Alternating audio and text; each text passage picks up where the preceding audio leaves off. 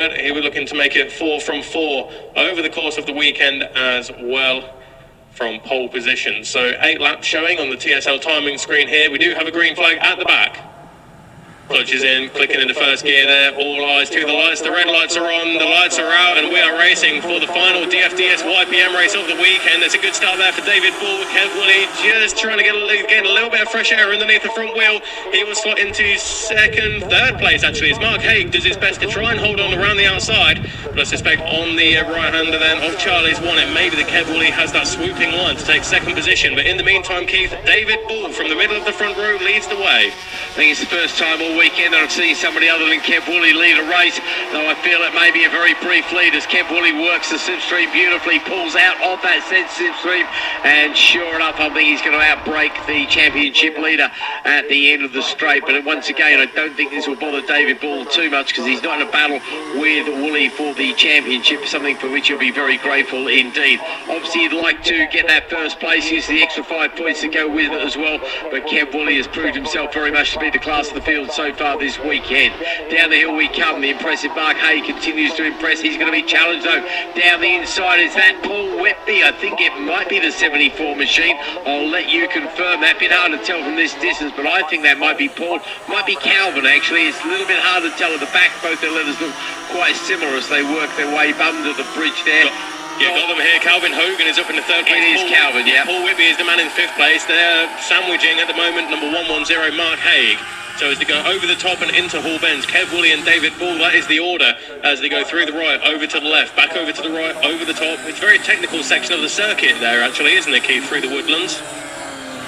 Oh yeah, just a lot. That is where they are at the moment. So looking down once again from the commentary box here, overlooking the start-finish straight, up towards Barn. The race leader's now back with us, and look at that, it's a three-way battle already as they come onto the start-finish straight. David Bull has the slipstream. Kev Woolley leads the way, but will he have it as they go in towards Coppice? No is the answer, as David Bull up the inside. Number 8, David Bull takes the lead, leading the championship at the moment, leading the race on the circuit. David Bull from Kev Woolley. Then it's Calvin Hogan, who is 0.6 of a second ahead of Mark Haig, the first of the Clubmans. Paul Whitby and Alan Cooper up next. Andy Bursko is the biggest mover. He makes up 3 positions from 12th to 9th on that number 70 machine. Tell you had some herbs that time round. Haig, he's clearly, I think he's one of Andy Bull's 2T tune machines. He pulled out on Calvin Hogan, went straight past him, and I think he could be challenging Woolley for that second place. Very, very impressive stuff from the relative newcomer to this class, of course. Rest of the field comes streaking by as the leaders make their way around Chris Curve, and I think that might be Woolley back out in front, is it? Yeah, it's the black leathers of Kev Woolley who heads the field once again. David Bull, however, has been completely relegated. He's down to 3rd place now because taking over the 2nd place running is Mark Hay. Surely it's only a matter of time before he claims his first overall win. Certainly in the absence of Kev Woolley would help his chances, of course. Up they go towards the bottom of the mountain. You can see that Woolley has said, I've had enough of playing with you children. I'm going to get out of this sandpit and go away and create my own, I think. There's a breakaway group here of 8 riders. That is the lead group, Keith, of 8 riders, rounded out by Andy Wales on the blue number 85 as they go over the top of the mountain in towards Hall Bends once again. But across the line, the top 8 were separated by 3.1 seconds. But looks like Andy Wales is closing the gap on Tom Ridley, and Ridley is closing on Alan Cooper as well. That is 8th, 7th and 6th. And the quickest man in the first sector on this lap is, as you said, the impressive Mark Haig on the number 110 bike. But out of Barn, across the line once again to complete lap number 2, 6 to go. Kev Woolley leads the way by 0.9 of a second there over Mark Haig, David Bull, Calvin Hogan, Paul Whitby, Tom Ridley, Alan Cooper. The leading 7 separated by 3 seconds, second behind on the number 85 bike, but lots of changes of position there. But Mark Haig making up 2 positions on that lap, and he went purple in sector number 1 as well. So Mark Haig, first of the Clubmans, he seems to be the man to watch. Certainly does. It looks like Paul Whitby's put out a challenge towards Calvin Hogan, and he's gone past him. Somebody else has gone past Calvin as well. Do wonder if Calvin's unfortunately got a little bit of a problem now. Not escaping this time. What was his lap time last time round, mate? 45 flat. Yeah, exactly. Track conditions aren't perfect. AJ was just asking by text if his lap record is safe. I think AJ's lap record is going to be safe for a long time because he took it off with Mike Smith, and Mike had it for about 15 years or something stupid like that. I wouldn't be surprised if it stood for another 15 years as they make their way through the chicane. Certainly a safer this afternoon because I don't think the track conditions are perfect. In fact, we're a long way from perfect. It's not too shabby out there, but that 45-second lap gives you an idea of where we're at. I think we're in 41s earlier today and yesterday. 42.6 is the fastest lap of the weekend. So there we go, you see. And I think AJ's lap record was at 39 something, isn't it? Yeah, 39 something. Not sure on the thousandths, but 39 something. Well, the only one I can remember is 8.532, that gap between Wooly and his nearest rival.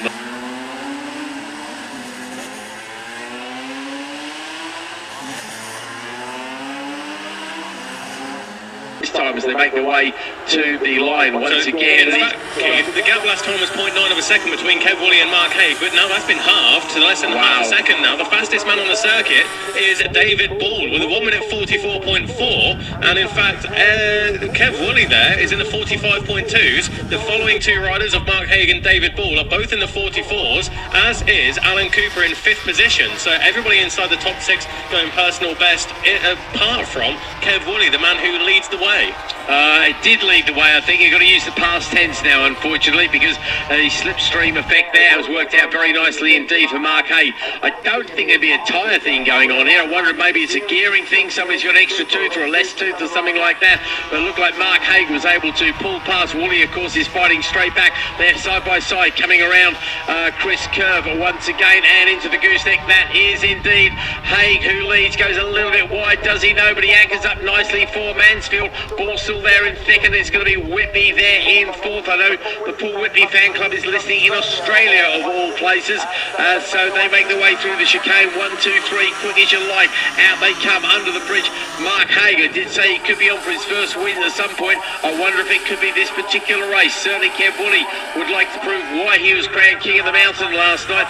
But let's not forget that Mark Hager's runner-up to the King of the Mountain. So maybe he wants to depose that king. He's certainly doing a good job of it, isn't he, Bradley? He absolutely is there. The gap was half a second last time around, but as you said there, as they came into my view and over the top of the mountain into Hall Bends, it was the 110 of Mark Haig leading the way. That is both overall and in the clubman's, of course. Kev Woolley is second, bike number 51, but here they come out of barn now, and there's a lot of looking over shoulders here from Kev Woolley and David Ball, but none about that. It's Mark Haig, 110, who leads the way with the bright orange wheels as they tip in towards Coppice now, and there's so much commitment there. We can see it right there from all of these guys as they tip into Coppice, as he leads by 0.2 of a second over Kev Woolley. David Ball right there, 0.3 of a second behind, and Paul Whitby trying to close the gap as well. He went half a second quicker than David Ball, and he is 1.2 seconds adrift. So we need to keep an eye on the 74 of Paul Whitby as well, because he may be stringing along Alan Cooper and Tom Ridley. 3 abreast going up the hill here. I really couldn't tell you who's going to lead this race until I see them come out of Chris Curve. They were literally chopping places left and right. I was worried there was going to be a collision there at one point. They were swerving all over the place. These guys are desperately going for it. I think that's Haig out in front. I think it's Woolley trying to go for the lean on the outside. Will it give him the line into the gooseneck? He can't overtake there. There is a warning flag at the gooseneck. They all ignore that. Here comes Woolley on the brakes into Mansfield. Ball was leading there briefly, I think, as well as they came up the straight. These 3 are definitely going for it, but it is Woolley back out in front of Haig. And have a look at the guys behind them as well.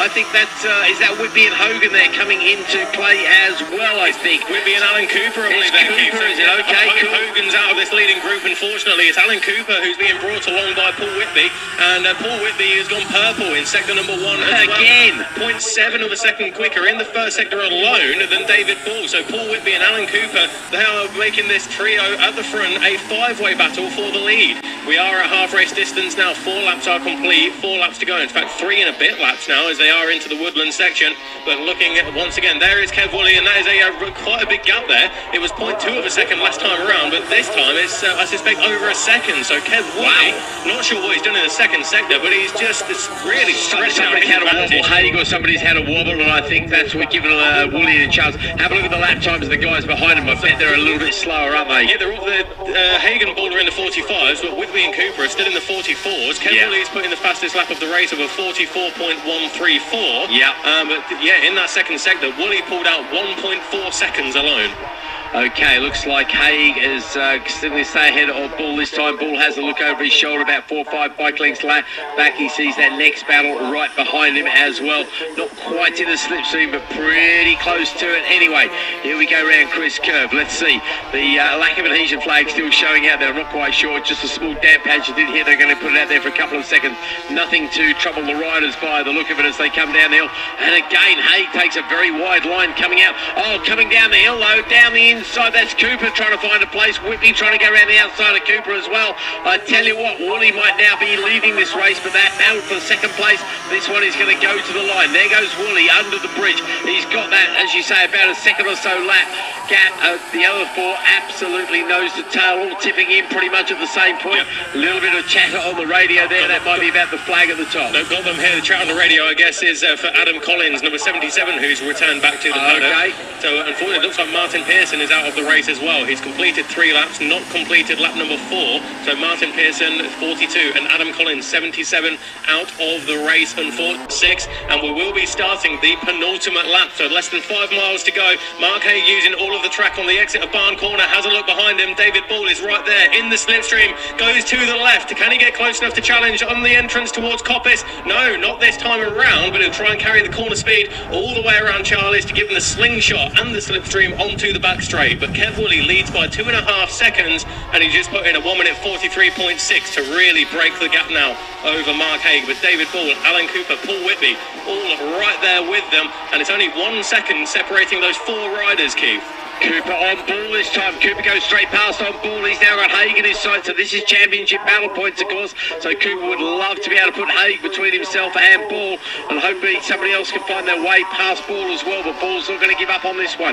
Woolley is certainly looking good to win the race, but those 3 behind him are almost 3 abreast coming around Chris Curve. Here they come up to the gooseneck. It's still going to be Haig leading. That is Cooper in second. Ball has been relegated and is unable to challenge at the bottom. Cooper is so close to Haig at the bottom.